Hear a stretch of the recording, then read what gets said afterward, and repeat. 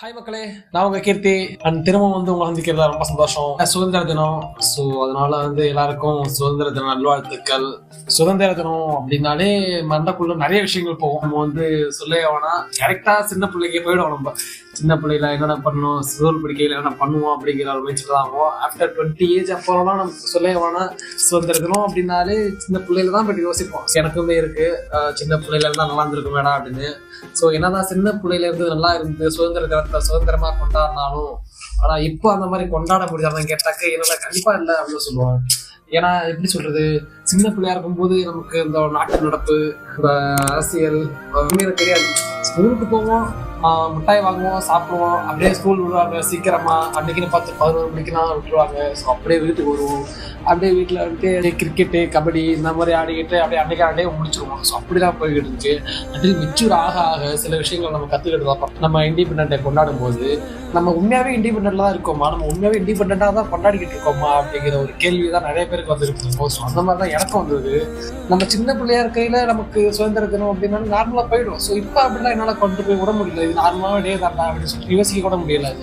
ஏன் இப்படி சொல்றேன்னா, இப்போ உங்களுக்கே தெரிஞ்சிருக்கும் 2025 கூட பயங்கர இன்சிடென்ட்ஸ் நடந்திருக்கு. ஆக்சுவலாக அந்த கவின் கேஸா இருக்கட்டும், அப்புறம் அஜித் குமார் கேஸா இருக்கட்டும், அப்புறம் அந்த ரிதன்யா அவங்க அந்த பொண்ணோட கேஸா இருக்கட்டும், இந்த மாதிரி நிறைய கேசஸ் 25 மட்டுமே இவ்வளோ நடந்திருக்கு. ஸோ இதை பார்த்துட்டு மூவ் ஆன் பண்ணி எப்படி நம்ம இண்டிபெண்டா கொண்டாடுறது அப்படிங்கிறது ஒரு காம்ப்ளிகேட்டடான விஷயமா இருக்கு. இது இந்த வருஷம் மட்டும் கிடையாது, 2024, 23, 22 இப்படி தொடர்ச்சி வந்துகிட்டு தான் இருக்கு.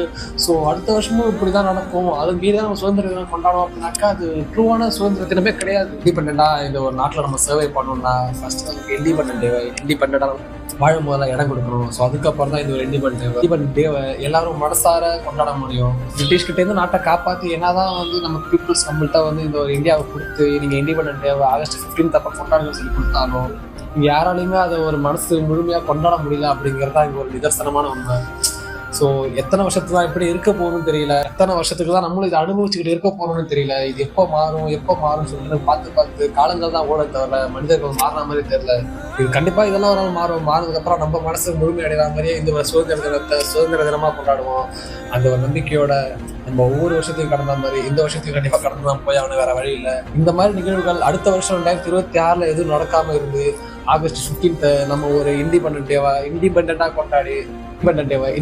கொண்டாடுவோம் அப்படின்னு சொல்லிட்டு ஒரே நீ வீடியோ போட்டா அப்படின்னு சொல்லி கேட்டீங்கன்னா எல்லாருக்கும் தெரிஞ்சதை நம்ம தெரிஞ்சது அப்படின்னு சொல்லிட்டு கம்பேர் பண்ண முடியாது. ஸோ பீப்புள்ஸ்க்கு வேணா சம் மெமரிஸ் இருக்கலாம், பட் எனக்கு பெருசா இந்த டேஸ்ல இது மெமரிஸ்லாம் இல்லை. மெமரிஸ்ன்னு சொல்லிக்கிட்டா சின்ன பிள்ளைல அதான் ஸ்பீடாக ஸ்டார்டிங்ல சொன்ன மாதிரி அது மாதிரி தான். உங்களுக்கு அந்த மாதிரி மெமரிஸ் எது இருந்தாக்க கண்டிப்பாக கமெண்ட் செக்ஷன்ல சொல்லுங்க, சரிங்களா? ஸோ இன்னைக்கு வீடியோ அவ்வளோதான்.